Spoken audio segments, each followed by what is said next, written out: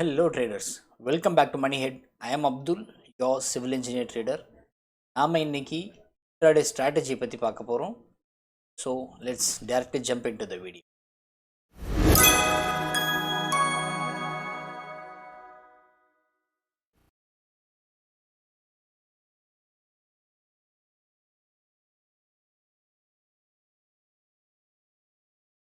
So இந்த year எல்லாரும் நல்லா பெர்ஃபார்ம் பண்ணணும், நல்லா ட்ரேட் பண்ணணும், நல்லா ப்ராஃபிட்ஸ் எடுக்கணும், நிறைய கோல்ஸ் வச்சுருப்போம். அதற்கேற்ற போல் இன்றைக்கி நம்ம பார்க்க போகிற ஸ்ட்ராட்டஜியும் உங்களுக்கு இன்ட்ராடேயில் உங்களுக்கு ப்ராஃபிட்ஸ் கொடுக்கக்கூடியதாக அமையும்னு நான் நம்புகிறேன். என்ன ஸ்ட்ராட்டஜின்னு சொன்னால், நம்ம ஃபஸ்ட்டு எப்படி நம்முடைய ஸ்கூல் டைம்ஸில் நம்ம வந்து நமக்கு ஒரு நாளும் ஹோம் ஒர்க்ஸ் பண்ணிகிட்டு இருந்தோமோ, அதே போல் daily morning or every evening நாளைக்கு என்ன ட்ரேட் பண்ண போகிறோம் அப்படின்றத நம்ம இன்றைக்கே கிளியராக இருக்கணும். அப்போ தான் நாளைக்கு நம்ம வந்து ட்ரேட் பண்ண முடியும். இல்லைன்னு சொன்னால் நம்மளால் ட்ரேட் பண்ண முடியாது. ஸோ நான் இன்றைக்கி உங்களுக்காக இந்த சார்ட்டிங்கில் இந்த ஸ்கேனர் ரெடி பண்ணியிருக்கேன். ஆல்ரெடி இந்த ஸ்கேனரை வந்து நான் உங்களுக்கு வீடியோட டிஸ்கிரிப்ஷனில் கொடுத்துருக்கேன், நீங்கள் பாருங்கள். ஸோ இந்த ஸ்கேனர் என்ன அப்படின்னு சொன்னால் NR21 and inside break out strategy, அதுக்கான ஸ்க்ரீனர் இது. நாளைக்கு என்னென்ன இந்த ஸ்ட்ராட்டஜியில் நமக்கு ஸ்டாக்ஸ் கிடைக்கும் அப்படின்றத நம்ம இன்றைக்கே பார்த்துக்கலாம். ஸோ எக்ஸாம்பிளுக்கு இன்றைக்கி நம்ம இந்த ஸ்கேன் பண்ணியிருக்கிறதுல நாளைக்கு நமக்கு வந்து 4 சார்ட்ஸ் காட்டியிருக்கு, 4 ட்ரேடிங் ஸ்டாக்ஸ் நேம் கொடுத்துருக்கு. ஒரு ஸ்டாக்ஸாக நம்ம இன்றைக்கி இப்போ பார்க்கலாம். ஃபஸ்ட்டு ஸ்டாக் வந்து ஓபராய் ரியாலிட்டி. NR21 அப்படின்னா என்னன்றது முதல்ல நம்ம தெரிஞ்சுக்கலாம். NR21 என்ன அப்படின்னா 21 டேஸாக ஒரு நேரோ ரேஞ்சில் ஸ்டாக் வந்து இருக்குது. அதாவது 21 இந்த மாதிரி 21 டேஸ். ஸோ இது ஒரு டேவோட கேண்டில். ஸோ நான் டேஸில் இருக்கேன். ஸோ இது ஒரு டேவோட கேண்டில். இந்த மாதிரி 21 டேஸுக்கான ரேஞ்சுக்குள்ளே இந்த ஸ்டாக் இருக்குது அப்படின்றது தான் 21 டேஸ்க்கான நேரோ ரேஞ்ச். நேரோ ரேஞ்ச் 21 அப்படின்றது தான் NR21 ஷார்ட்டாக போட்டிருக்கும். சரிங்களா? ஸோ இப்போ இந்த 21 டேஸாக ஸ்டாக் வந்து ஒரு ரேஞ்சுக்குள்ளே இருக்குது. ஒரு பிரேக் அவுட் ஆகி எங்கேயும் வெளியே போகலை ஸ்டாக். ஸோ இப்போ பிரேக் அவுட் ஆகி போச்சுன்னா நமக்கு வந்து ப்ராஃபிட்ஸ் நிறைய இருக்கும், பிரேக் அவுட் என்ட்ரிஸ் நிறைய இருக்கும். அதுபோல் இப்போ நமக்கு வந்து அடிஷ்னலாக நம்ம இது கூட என்ன வச்சுருக்கோன்னா இன்சைட் பிரேக் அவுட் வச்சுருக்கோம். இன்சைட் பிரேக் அவுட் அப்படின்னா என்னென்னா, இங்கே பாருங்கள், இந்த கேண்டிலோட ரேஞ்ச் பாருங்கள். இந்த கேண்டிலோட ஹை அண்ட் லோ பார்த்தோம் சொன்னால் இது ஹை, இது லோ. ஸோ இந்த ரேஞ்சுக்குள்ளே இந்த கம்ப்ளீட்டாக இந்த கேண்டில் நிற்கிது.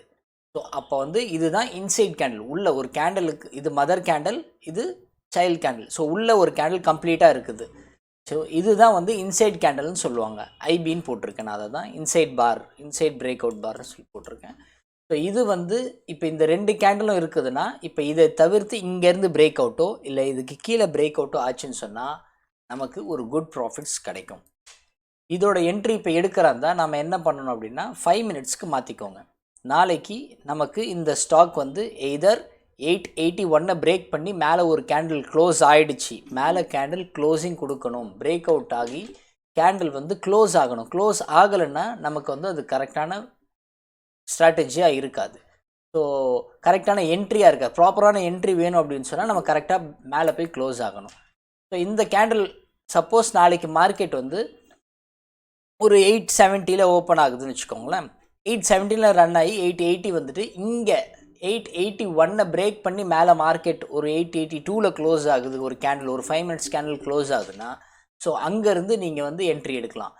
எந்த ரேஞ்சுக்கு எடுக்கலான்னா மினிமம் நீங்கள் 1% அந்த பிரேக் அவுட் கேண்டிலுடைய லோவில் வைக்கலாம் ஸ்டாப் லாஸு.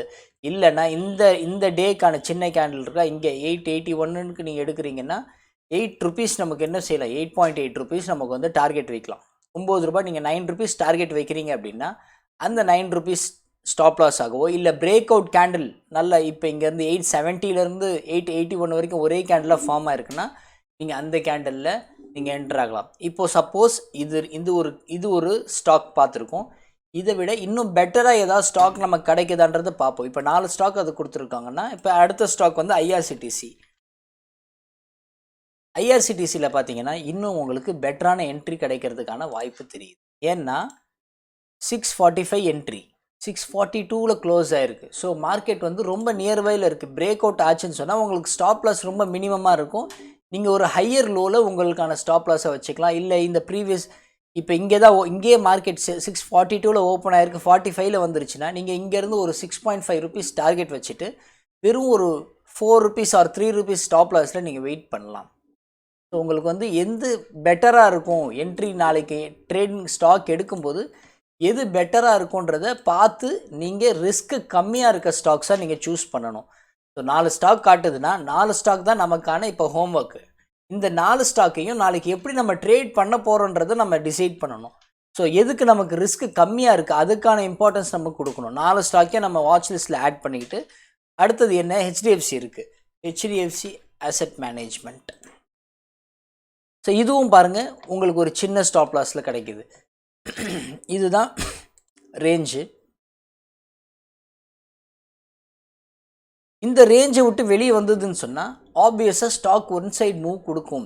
எந்த சைடில் வேணால் கொடுக்கலாம். ஸோ சப்போஸ் மேலே தான் போகும் கிடையாது, எதில் வேணால் போகலாம், கீழேயும் போகலாம். 2165ல் பிரேக் ஆச்சுன்னா உங்களுக்கு ஸ்டாப் லாஸ் கம்மி. 2200ல் பிரேக் அவுட் ஆனாலும் ஸ்டாப் லாஸ் உங்களுக்கு கம்மியாக இருக்கும். ஸோ ஸ்டாப் லாஸ் உங்களுக்கு கம்மியாக கிடைக்கிற ஸ்டாக்ஸாக நீங்கள் சூஸ் பண்ணி ட்ரேட் பண்ணுங்கள். அதுக்கடுத்த ஸ்டாக் எனக்கு வேர்ஃபுல் இருக்குது. ஸோ வேர்ஃபுல் பார்த்தோம்னு சொன்னால் அதுவும் உங்களுக்கு ஸ்டாப் லாஸ் ரொம்ப சின்னதாக இருக்குது. கால் சைடில், பை சைடில், புட் சைடில் கொஞ்சம் தான் இருக்குது. ஸோ கால் சைடில் வந்துச்சுன்னா நீங்கள் மூவ் பண்ணுங்கள். இல்லை இங்கே சப்போர்ட் எடுத்துகிட்டு மார்க்கெட் மேலே வந்துட்டு திருப்பியும் கீழே ஃபால் ஆகுதுன்னு சொன்னால், இப்போ சப்போஸ் 1481 இருக்குது, ஸ்டாக் நாளைக்கு ஃபால் ஆகி 1480 வந்துட்டு திருப்பி மேலே போயிட்டு ஒரு 1490 போயிட்டு திருப்பி பிரேக் ஆகுதுன்னு சொன்னால் நீங்கள் அந்த 10 rupeesக்கான ஸ்டாப் லாஸில் இந்த பிரேக் அவுட் கீழே என்ட்ரு ஆகிட்டு இங்கே ஸ்டாப் லாஸ் வச்சுட்டு இங்கேருந்து 1.5% நீங்கள் வந்து டார்கெட் வச்சு புக் பண்ணலாம். ஸோ இது வந்து ஒரு இன்ட்ராடே ஸ்ட்ராட்டஜி. நீங்கள் எவ்ரிடே நீங்கள் இந்த ஹோம்ஒர்க் பண்ணணும்.